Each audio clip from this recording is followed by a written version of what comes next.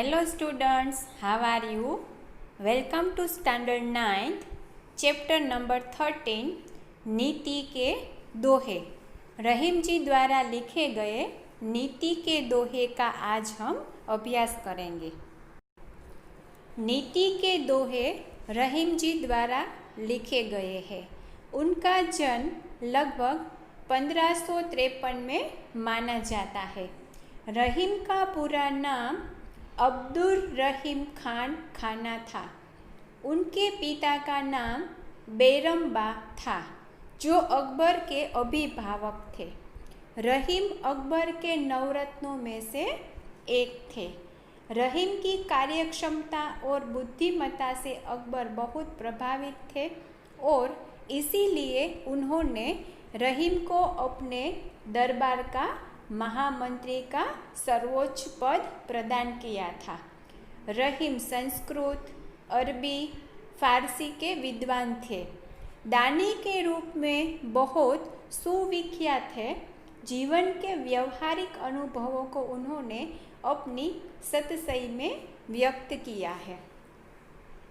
प्रथम दोहे में परहित की भावना, दूसरे दोहे में सही संबंध की रीत और सच्चा प्यार, तीसरे दोहे में छोटी चीज़ का महत्व, चौथे दोहे में सही दीन बंधु की बात की गई है।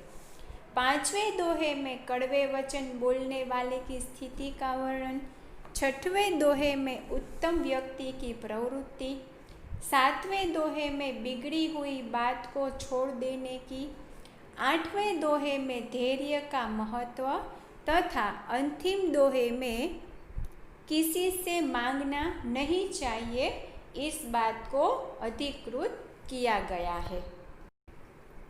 इनमें परोपकार, सच्ची मित्रता, तुच्छ वस्तु का महत्व आदि के बारे में बताया गया है। प्रथम दोहा, तरुवर फल नहीं खात है, सरवर पियह न पान, कही रहीम पर काज हित, संपत्ति सुचहि सुजान। प्रथम दोहे के कठिन शब्दों के अर्थ जान ले।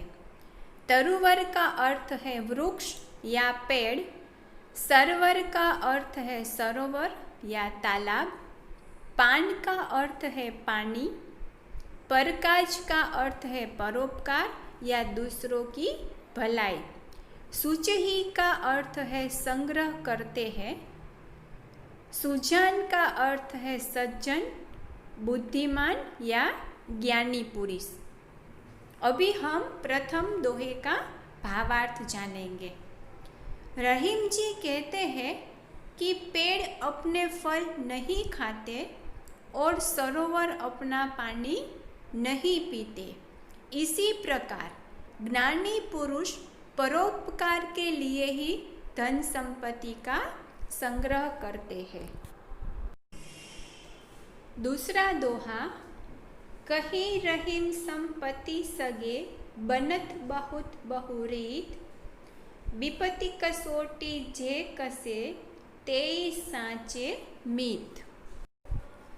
दूसरे दोहे में आने वाले कठिन शब्दों का अर्थ जान ले। सगे का अर्थ है अपने रिश्तेदार, बहु का अर्थ है बहुत, रीत का अर्थ है प्रकार, विपत्ति का अर्थ है बुरा समय, कसौटी का अर्थ है सच्चे झूठे की पहचान कराने वाली परीक्षा, तेई का अर्थ है यही या वेही, मित का अर्थ है मित्र। दूसरे दोहे का भावार्थ समझ ले।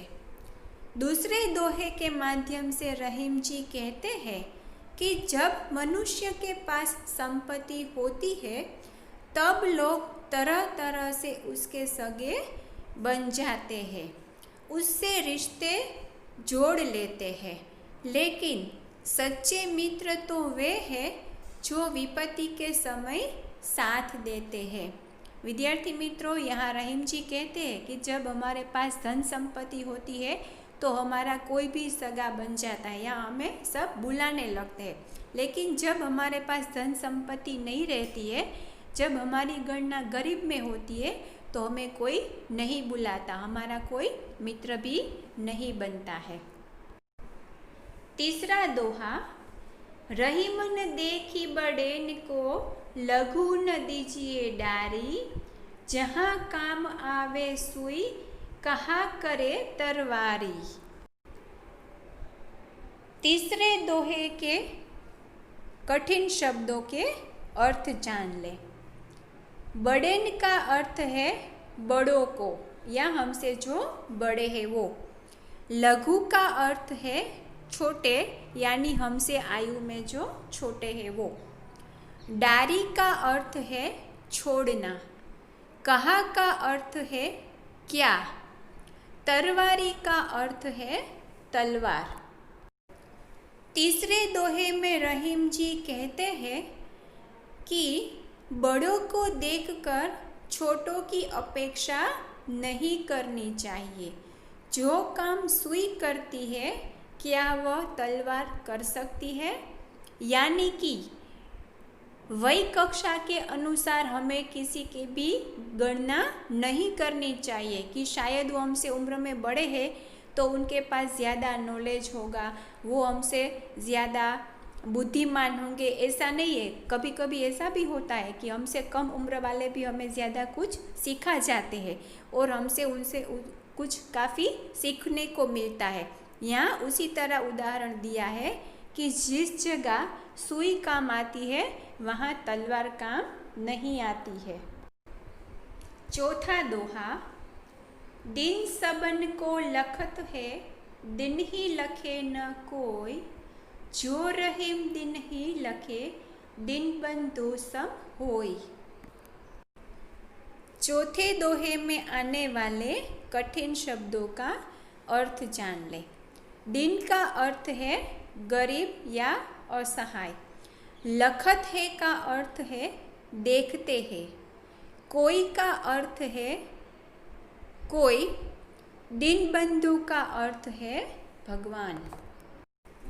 चौथे दोहे के माध्यम से रहीम जी कहना चाहते हैं कि असहाय और गरीब लोग सबको आशा भरी नज़रों से देखते हैं पर उनकी ओर कोई नहीं देखता, उन पर कोई दया दृष्टि नहीं करता। जो असहाय और गरीबों पर दया दृष्टि करता है वह सचमुच भगवान के समान होता है। इस दोहे के माध्यम से रहीम जी कहना चाहते हैं कि भले कोई भी गरीब हो तो उन पर हमें उम्मीद दृष्टि या दया दृष्टि करनी चाहिए, उनकी ओर भी हमें आशा भरी नज़रों से देखना चाहिए। पांचवा दोहा, खीरा को मुँह काटी के मलियत नोन लगाए, रहीमन कुरुए मुखन की चाहिए यही सजाए। पांचवें दोहे में आने वाले कठिन शब्दों के अर्थ समझ ले। खीरा का अर्थ है एक तरह की ककड़ी। मलियत का अर्थ है मलत है। नोन का अर्थ है नमक। करुए का अर्थ है कड़वे। सजाए का अर्थ है सजा। पांचवें दोहे के माध्यम से रहीम जी ये कहना चाहते हैं कि खीरा को खाने से पहले उसका सिर यानी कि उसका ऊपरी भाग काट कर अलग कर देना चाहिए। उसके कटे भाग पर नमक मिलाना चाहिए।